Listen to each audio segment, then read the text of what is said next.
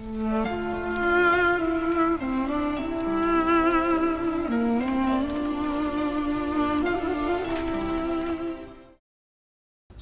warahmatullahi wabarakatuh. Sahabat media yang muliakan Allah Subhanahu wa taala. Alhamdulillah kita berada di bulan yang dimuliakan oleh Allah Subhanahu wa taala, yaitu di bulan Rajab. Di mana di bulan Rajab ini ada satu peristiwa besar yang terjadi di atas dunia dan mungkin tidak akan terjadi kembali, yaitu terjadinya Isra dan Mi'rajnya baginda kita Nabi besar Muhammad sallallahu alaihi wasallam. Kenapa Allah Subhanahu wa taala mengisra dan memi'rajkannya baginda Rasulullah sallallahu alaihi wasallam? Salah satu sebabnya karena tasliyah, penghibur yang Allah berikan kepada Rasulullah sallallahu alaihi wasallam. Di mana kalau kita melihat sejarah bahwa Rasulullah sallallahu alaihi wasallam dalam menyampaikan dakwahnya, dalam menyampaikan syiar Islamnya, begitu banyak tantangannya, begitu banyak hambatannya, begitu banyak ancamannya, bukan hanya kepada diri Rasulullah, tapi kepada keluarganya, kepada sahabatnya, dan kepada orang-orang yang dekat kepada Rasulullah Shallallahu Alaihi Wasallam. Diancam akan dibunuh, diancam dengan fitnahan, cacian, makian, dan lain-lain sebagainya. Yang pada satu ketika Rasulullah Shallallahu Alaihi Wasallam pernah hijrah ke kota Taif, di mana ada secercah harapan di kota Taif mereka akan menerima dakwahnya Rasulullah Shallallahu Alaihi Wasallam. Tapi ternyata apa? Rasulullah bukan disambut, tapi malah disambit oleh orang-orang Taif. Berdarah diri Rasulullah, bercucuran darah badan Rasulullah, bahkan patah salah satu daripada giginya Rasulullah Shallallahu Alaihi Wasallam. Pada saat itu malaikat Jibril menawarkan untuk membalas apa yang dilakukan oleh orang-orang Taif. Tapi apa yang dikatakan oleh Rasulullah kepada orang Taif?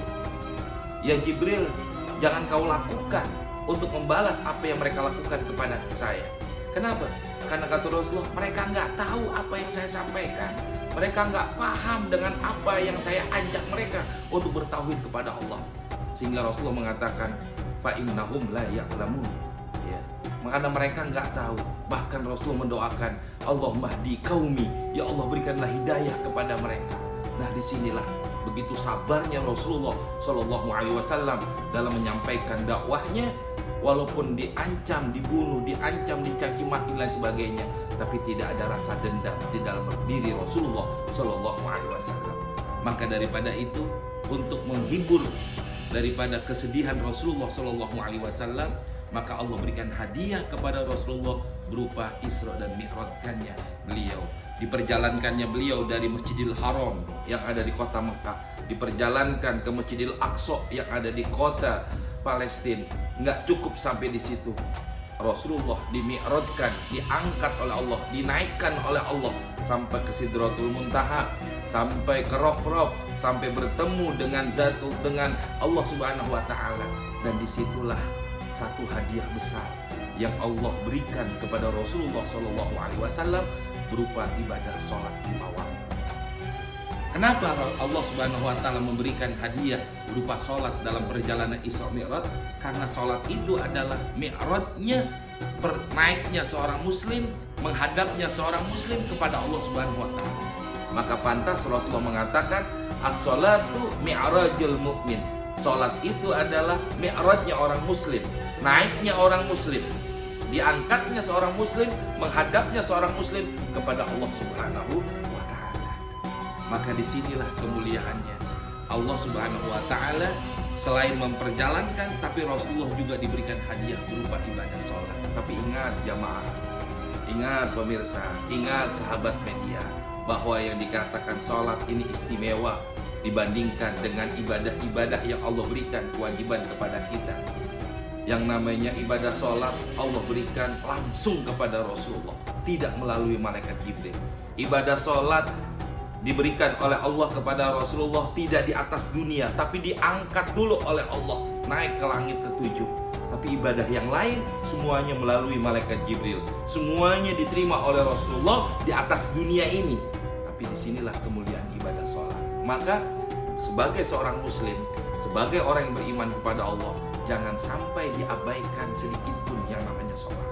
Kenapa? Karena sholat inilah yang akan ditanya oleh Allah tatkala manusia dibangkitkan di alam kubur. Setelah mereka dikumpulkan di padang mahsyar, yang pertama kali ditanya oleh Allah bukan puasa kita, bukan zakat kita, bukan haji kita, tapi yang pertama ditanya oleh Allah adalah sholat. Bagaimana sholat manusia tersebut? Manakala sholatnya baik, maka semua dianggap baik. Tapi manakala sholatnya jelek, maka ibadah yang lainnya pun dianggap jelek. In soluhat soluhasa irul amali.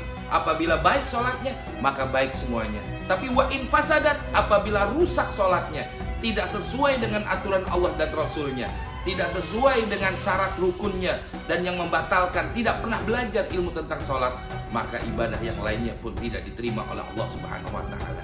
Maka di sini buat kita perhatian besar, belajarlah ilmu tentang sholat.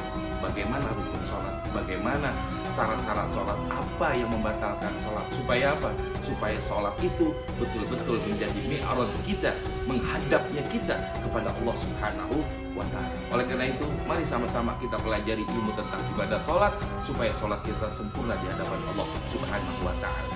Mudah-mudahan apa yang saya sampaikan ini ada manfaatnya.